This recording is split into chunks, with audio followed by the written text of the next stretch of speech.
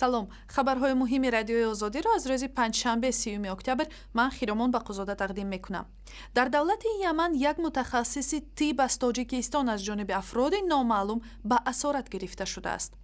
Гулрухсор Рофиеваи 36 сола ки 2 сол инҷониб аз рӯи шартнома дар шӯъбаи занонаи беморхонаи низомии Маъриб кор мекард, рӯзи 29 октябр дар роҳ ба кор аз ҷониби афроди номаълум рабуда шуд. як намояндаи ширкати русии Здрав Экспорт дар Яман гуфт ба эҳтимоли зиёд ҳамшираи Шафқати тоҷик барои расонидани кӯмаки фаврии тиббӣ ба ҳангоми таваллуди кӯдак ва ё табобати ягон нафари захмӣ рабуда шудааст. То шоми имрӯз маҳалли эҳтимолии асорати парастори тоҷик тақрибан дақиқ ва барои раҳоии ӯ даҳо ходими амнияти Яман басиҷ шудааст. соли 2011 ҳамин гуна як табиби тоҷик Ҳомид Овчибоев аз ҷониби қабилае рабуда шуд ки бо ҳукумати Санъо дар ихтилоф буд ва 43 рӯз дар асорат вале дар шароити амн нигаҳдорӣ шуд.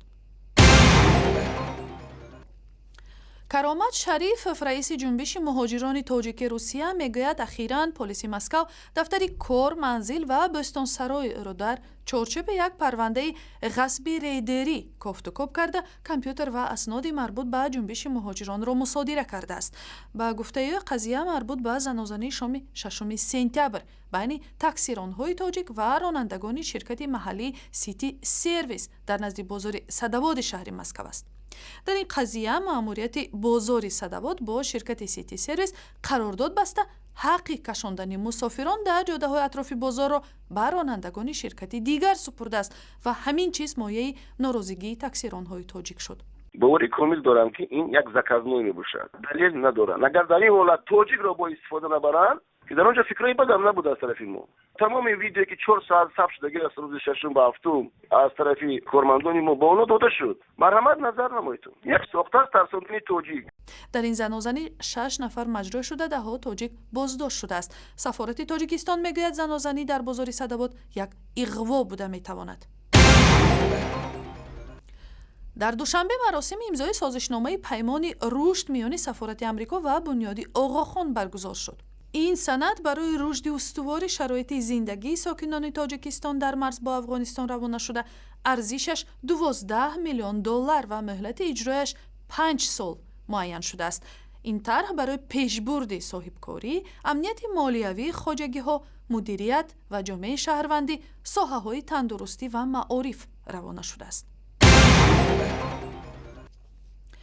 овозаҳо дар бораи эҳтимоли тавассути ғизои экзотикӣ ба Тоҷикистон ворид шудани ангезаҳои вируси Эбола баъзе сокинонро дар таҳлука андохтааст.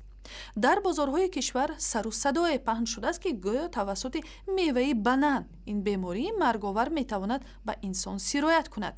чунин овозаҳоро баъзеҳо тавассути паёмакҳои телефонӣ ва баъзе волидон дар кӯдакистонҳо шуниданд.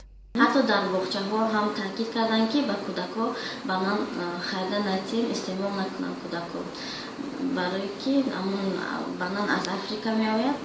дар таркиби амон банан мумкин ки касали Эбола вуҷуд дошта бошад.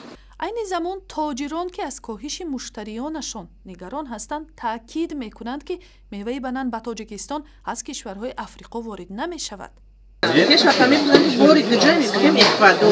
масъулини хадамоти беҳдошт ва вогиршиносии Тоҷикистон аз сокинон даъват кардаанд ки ба воҳима дода нашаванд ва аз истеъмоли банан ҳам наҳаросанд.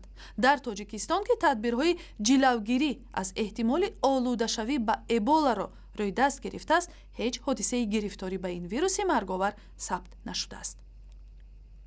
ва хабару видеои бештар дар сайти интернетии Радиои Озодӣ, шабакаҳои иҷтимоӣ Facebook, Twitter, YouTube ва ҳам замимаи Радиои Озодӣ барои телефони ҳамроҳ.